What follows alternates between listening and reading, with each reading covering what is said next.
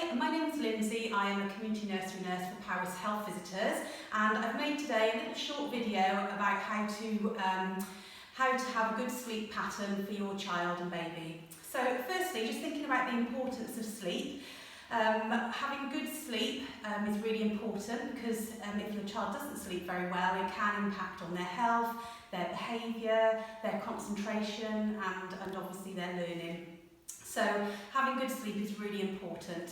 So bedtime routines support that, so that's really important to try and establish as soon as you can. So the amount of sleep that your baby or child has does vary with age. Obviously when your baby is quite small, they have quite a frequent wake and sleep pattern, so it's important that you respond to that and to your baby's needs. But as your baby gets older, you can start really thinking about the routine and about a sequence of events that prepares them ready for bed. So around the sort of 5 to 6 months, you need to be thinking about that. So as your baby grows, they need to have around about 12 hours sleep, and that can be made up from night and day naps as well. So try not to rush to get rid of the day naps. If your baby needs a nap, then let them do that. Obviously trying to make it at a time of the day that it's not going to impact on their night sleep, but try not to rush to get rid of them because that won't necessarily help them sleep better at night time. So obviously if your child is tired, then that's going to have quite a negative impact for everybody at home.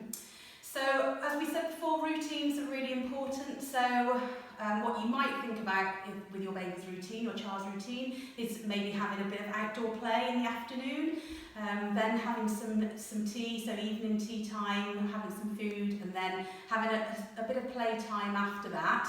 So hand and eye coordination activities before bed support sleep. So activities such as threading, so activities like this, or building blocks, stacking, or even just some colouring in, that all helps support sleep. Then you might think about having a bath. So this depends whether your child finds it quite stimulating. So if they get quite excited at bath time and they're not sleeping very well, it might be worth trying to bath them at a different time of day. So at bath time then you might have teeth into their pyjamas and then a nice story together. So it's quite important having a limit on the stories, so maybe limiting it to 2 or 3, depending how old your child is, and then bed. So prior to bedtime, it's quite important to avoid things like the television and tablets and computers for at least an hour before bed, just to help them relax prior to your routine starting. So once your baby's gone through that routine and you've put them in bed, have a nice quick phrase that you might use, like night-night or bedtime, sleep tight, or you might do a little lullaby, but then it's important then to leave your child just to have a go at self-settling without you there. You can leave them with a comforter, so maybe a blanket or a teddy bear that's special to them. So once you've left the room, if your child then doesn't settle very well, then you can go back in just to reassure them that you're there, and then go through that process again, lying them down, saying those 2 phrase words, and then leaving the room again. So once your baby's gone to sleep, or your child's gone to sleep, if you notice that they've kicked their covers off, or something's, they might have moved something on their bed, just leave them there. Try not to change anything in the environment, because how your child's gone to sleep is how it needs to stay.